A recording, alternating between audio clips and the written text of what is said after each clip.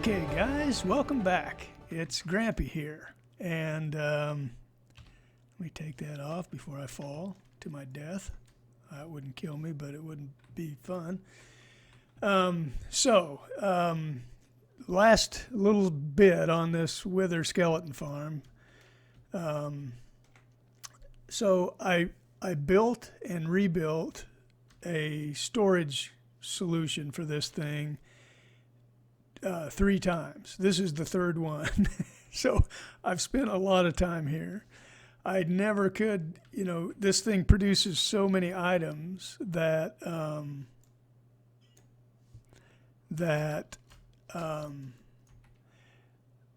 nothing that I tried, including minecart elevators or hoppers, hopper minecarts. I tried my own arrangement, and I could never get it to work very well. It produces so much stuff that in a very short amount of time, stuff would just pile up here and then despawn if you tried to AFK here. And so I eventually just went ahead and implemented this solution, which is from Nembon. Nembon is a crazy good technical genius, Minecraft genius that plays on the SciCraft server. And he built this solution for his gold farm. And the gold farm has the same problem that we're trying to solve here, which is 1 million unstackable items pour through. Ours happen to be swords. At a gold farm, you get, if you kill the zombified piglin manually, you get the same thing. You get all kinds of golden swords and armor and things that don't stack that just immediately clog up whatever hopper system you're trying to use. So Nembon rigged up this really efficient hopper minecart arrangement that takes the items from those 3 hoppers that they go into. I've got a lot more than 3 up there, but I actually don't need them. I might be taking them all out. But those 3 hopper minecarts pick up all the items from the 3 main hoppers and just very quickly and evenly distribute them across this array of 14 hoppers. And I'll obviously leave a link to his gold farm where he shows you how to build this. And then he feeds them with 2 hoppers each into this row of droppers, and he uses cobwebs to receive the output of those droppers so that it drops them straight down every time. And they fall on this stair step device that you saw working that just pushes everything to the middle. And then they eventually land on that ender chest, and that honey block pushes them to the edge. And the cool thing about that honey block is if you've seen a lot of these ice pusher devices, like the one we used at the bartering farm, usually it pushes them up against a chest that is located on this side, and that way, and then the hoppers are over here, and they're half on the hoppers and half on the ice because the chest is a little bit narrower. Same thing with this chest. It's a little narrower. You see that gap. But the honey block has this property where when it pushes them, they stop immediately. They stick to the honey and they stop immediately at the edge, and it accomplishes the same thing. That's why they stay on the edge of the hoppers here.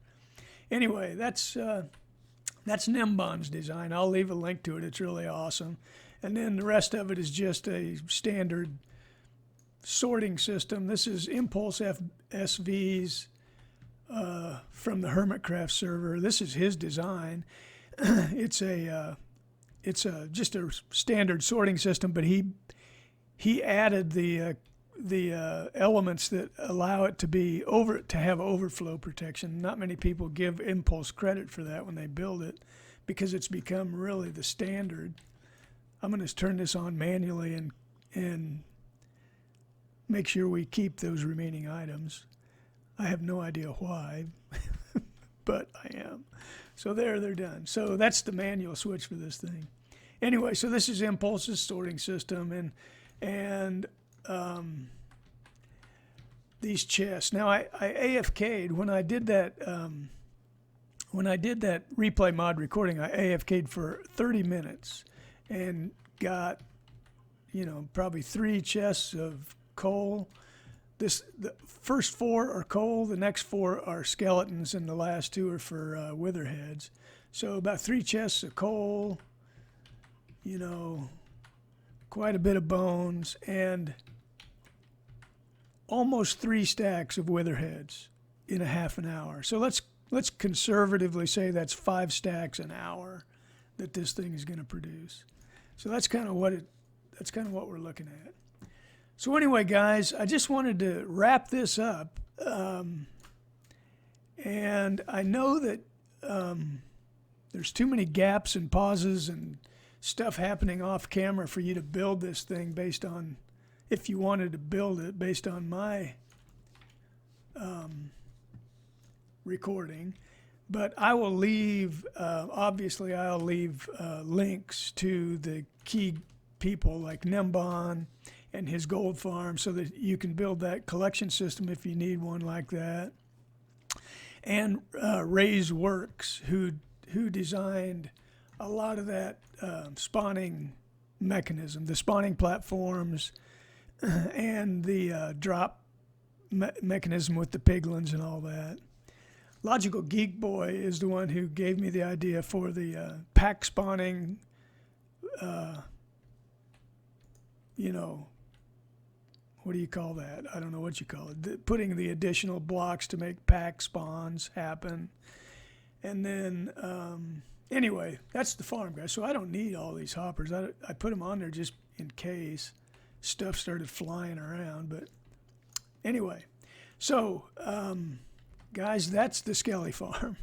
I really had a blast building it here, and I hope it was fun to watch and maybe gives you some inspiration to build something. And I'll leave, obviously, links to the key recordings that'll help you build something like it if you're interested. Anyway, guys, I'll see you back in the overworld at Vaile Mansion, and we are gonna go to work on that guy next. Hey there, everybody. We are back at our base. I'm in Vaile Mansion. I'm standing here in the little tower that we put the roof on, and I've co-opted this location to do a little bee farming. So I said that we were going to use this building for. Let me get out of that mode. I said we were going to use this building for some, you know, survival purposes. This is probably temporary, but I needed to get some honey. I needed to get some honey for that collection system at the Wither farm. So I just rigged this up real fast. There are some campfires down below, so these guys shouldn't get mad at me if I harvest their honey. So I've been kind of doing this, you know, and collecting this stuff and making. I had 2 of these, and so I used those and bred some bees and made some more beehives for them. I get confused. These, the natural ones, are called bee nests, and these artificial ones that you can craft are called beehives. So anyway, I just wanted to show you that I am using Vaile Mansion as kind of a survival location for different things. These guys want to get out real bad, so so anyway, I just wanted to show you that what I was doing there in the tower that was used for a hidden water tank. We're using it as a hidden bee factory. Okay, guys. I'm going to get organized here, and we'll see you in a flash. Well, hey, everybody. Welcome back. It's Grampy. So, we don't have a whole lot of time because I used way more than I thought I was going to sort of do a final showing of the WitherSkely farm, but I thought we'd make a start. We're ready to start on this mansard roof that goes around this entire main building. And let's get started. I'll show some of it on camera and then probably time lapse a lot of it, but let's see if we can make a start on it so you can see kind of how it goes together on at least part of it. So the first thing we're going to do is line this whole thing with white concrete, or almost the entire thing. It gets a little unusual next to these windows here, but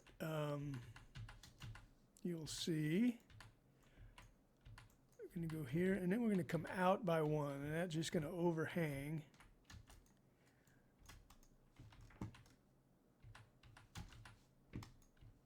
And then all the way around. Now, one thing I want you to notice, I might have referenced it before, but in my design, I have extended this wall quite a ways, farther than WBC's tutorial, in order to make a larger room that will fit our storage room. And I'm kind of wishing I had spaced these out more, spaced these windows out more, and made room, for the expansion right here instead of all on one end. But oh well, too late. I'm not going to change that now. So, but anyway, it might look a little weird, and I'm not exactly sure what that's going to do to the symmetry of the roof. But we'll find out soon enough. Oh, come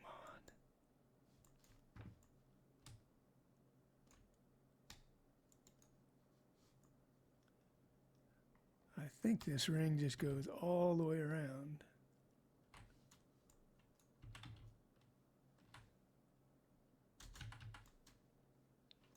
And then the same thing here. I tell you,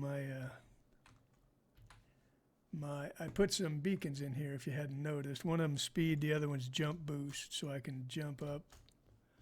That's a good building buff to have, by the way. But I haven't quite gotten used to it. I haven't gotten used to the speed. I might take the speed off because I really don't care for it. All it does, I'm jerky enough, and my mouse is getting old, I guess. It's getting kind of flaky, if you know what I mean. And so this speed boost really kind of amplifies the goofiness of my mouse. I'll take this off here, but that's why I like to have it. Almost done with this ring. So after this, they'll go, the first is a course of these trapdoors that are on the top of the brick block underneath the underneath the white concrete, and they'll go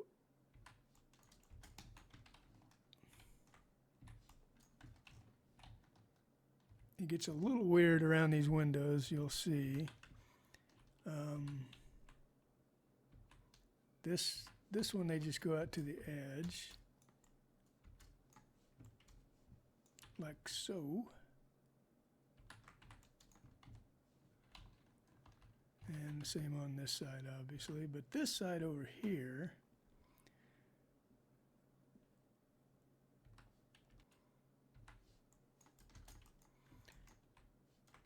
they do that, leaving this corner open, but then it comes out, just extends out into the air one by one right here.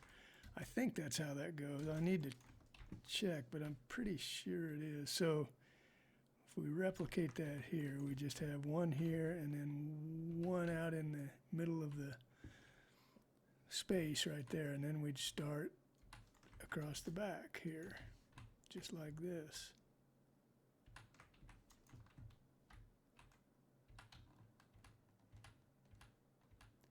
And these will go right up to the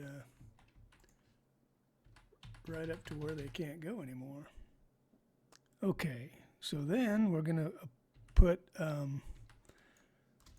polished andesite stairs, same kind of strategy that we've used before, just skip every other block. And again, this gets a little weird around the windows. So he places one more here, and then he starts doing this. He puts an iron trapdoor there with another stair off of the edge of it, like that, and then another stair to fill in that gap, and then obviously to fill in all these gaps as well. This gets very symmetrical when we go around and do the other side, so I'm going to try and do this side, that there, that there. No, he switches that up a little to fit in this gap here. I could just go on my own here, but I kind of want to do this the way he did it.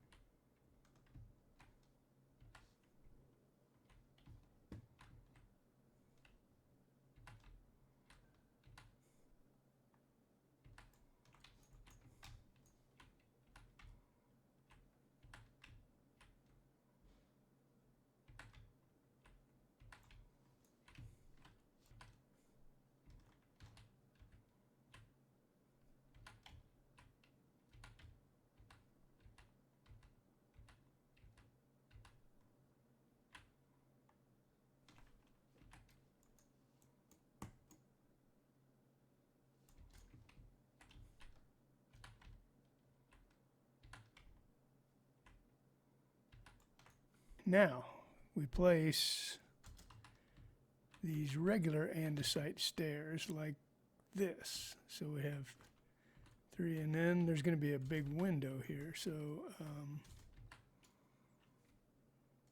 I think we leave 3 gaps. We carry on with this all the way around like so.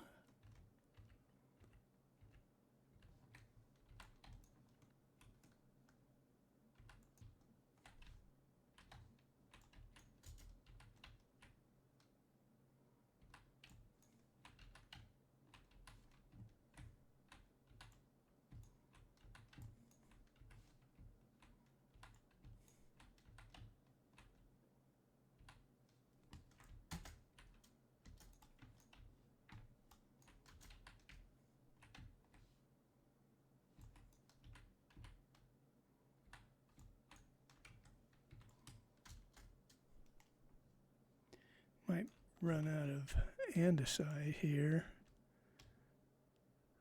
I need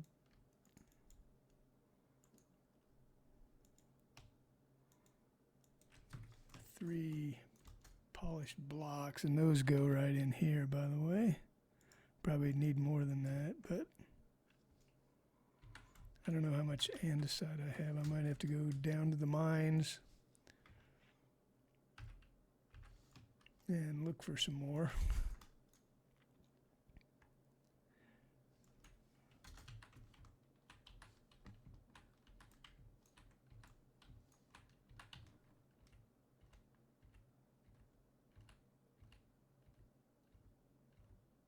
And this should just connect right into that stair and make a smooth transition just like that.